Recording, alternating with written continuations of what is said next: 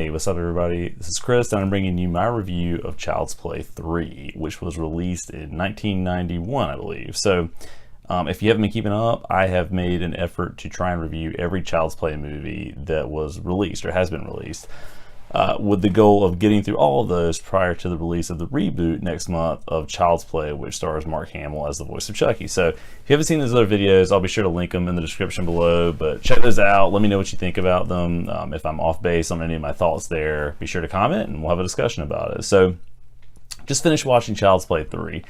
And I had mentioned in one of the previous videos that I actually had seen this maybe when I was in high school or thereabouts, but only through the lens of something like the USA channel or the USA Network or TBS or something like that. I can't remember, but I think maybe it was USA. So what I saw was a pretty heavily edited version of it in terms of language, gore, that kind of stuff. But I still was able, even then, to get a sense of the movie and whether or not it was something that was at least enjoyable. And I think really with these movies, that's the goal. They need to be enjoyable. And one of the things that I do appreciate about these movies is that they're not scared to just sort of pick up right where the other movies leave off and just keep going with it. I appreciate that about sequels, especially in an age of reboots where people are starting from scratch on the story or on the concept in general and just sort of moving ahead from there. I think that with this third movie, you know, there are obviously some things that maybe could have been handled a little bit better with it because it does have a relatively large time jump. It's something like 8 years, I think, within the context of the larger story of Andy Barclay and his killer doll Chucky that's always after him because he's the guy that Charles Lee Ray, the serial killer who is, you know, managed to put his soul or his essence into the doll, is coming after because he revealed who he was to him. And I guess the rules of this universe dictate that if he's the first person who knows who you are, you have to use him as a vessel to transfer your soul back into something that's not an inanimate object, which is what Ray is now sort of living in. But all that to say, you know, the first movie was a really well-made horror movie, surprisingly so, and it was just kind of a creepy concept executed, pun intended, really well. The second movie continued that. It got a little bit more sort of B-movie, I think, in its ambitions and what it was that it was able to accomplish, but still, it was a good, entertaining movie.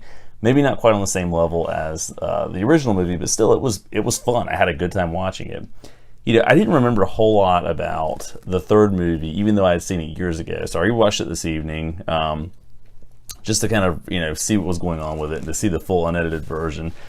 And shockingly, I gotta say, it was more fun than I thought it would be. You know, this series continues to surprise me because I think going into it, I thought, you know, the first movie would be pretty good. Then the next two sequels leading up to something like Bride of Chucky, which is the next one in the series, would be okay. But this one is a little better than okay. I wouldn't say it's as good as the second one, and of course not as good as the first one, but it was still entertaining. And I think what they managed to do was, you know, find sort of a niche setting for the movie, or a niche story for it that worked well, and it was kind of interesting and sort of unexpected. So, you know, it starts off with the same sort of ridiculousness as the first two movies, where you get sort of a cold opening to an abandoned factory where the good guy dolls have been manufactured.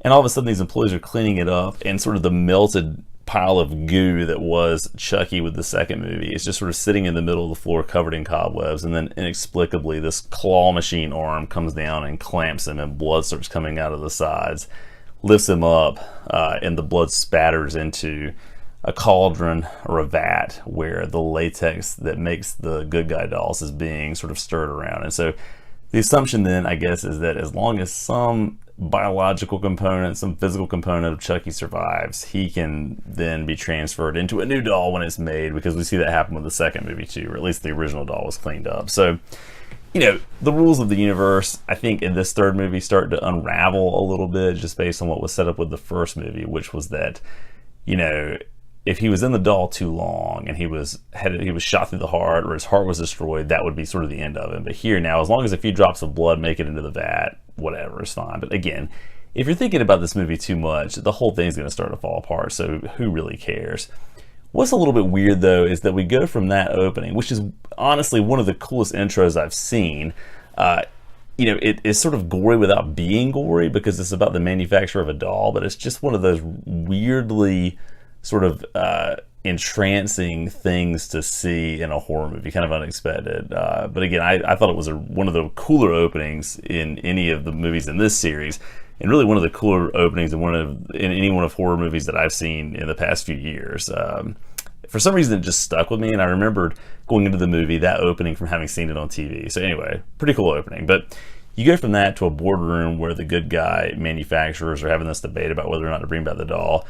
The corporate person gives the thumbs up, and then you get the sense, or you get the knowledge that they're going to make it again. But that seemed a little bit weird to me. It seemed like it would be in reverse. Maybe it should open with the boardroom, and then you see the manufacturer, but I guess they wanted to throw the viewers right back into it. So, of course, Chucky has to track down Andy, who's now 16 years old. He's been passed along from one foster home to another and is now at a military academy. And so Chucky sends himself there as a package, finds another little boy who's living there, or is a tenant there, or a resident there, or whatever, an enlistee there, and decides that he can use him as his new vessel.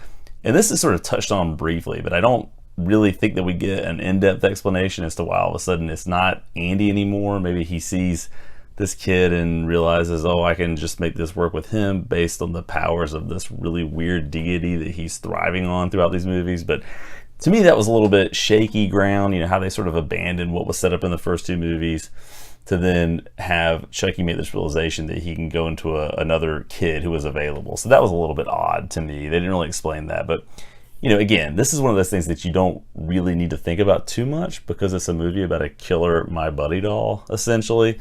But again, Chucky goes on his usual rampage where he's sort of picking off people one by one, and he quips the usual one-liners that are at times hilarious. That it's just so ridiculous and over the top. This means war. How can you not enjoy it? I think a lot of people give this movie a hard time because they see it as sort of the black sheep of the franchise, or at least of the first three movies. Because it has sort of a time jump and it's just a little bit atypical in terms of the setting. But again, I enjoyed it, and I think it actually has a great end sequence where after all these people in this military academy are engaged in a war game, and of course Chucky replaces the paint pellets the paint rounds that are included in those with live ammunition, and of course chaos ensues. They end up at an amusement park, and there's a really cool scene in sort of a fun house setting where some of the practical effects that I think have really stood out in the series are put on display, and this Grim Reaper, animatronic slices off part of Chucky's face, and it's just really cool how they do it. And he ends up being killed in this instance by Andy, sort of throwing him down into a fan that's there to.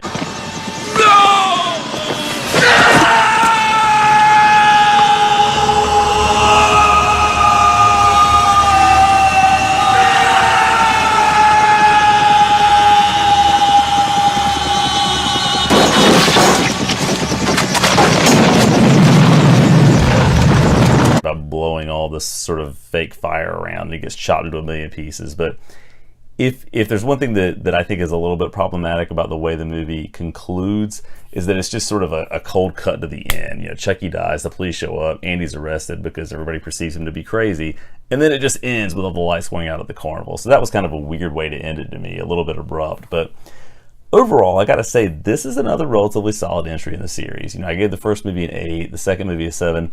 I think this is a 6.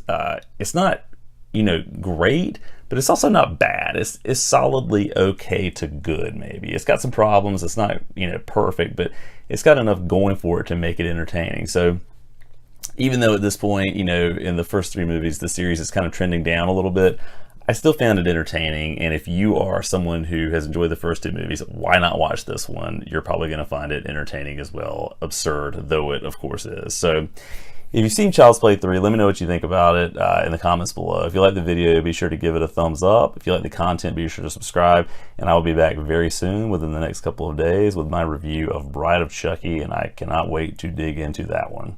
Thanks for watching. Have a good one.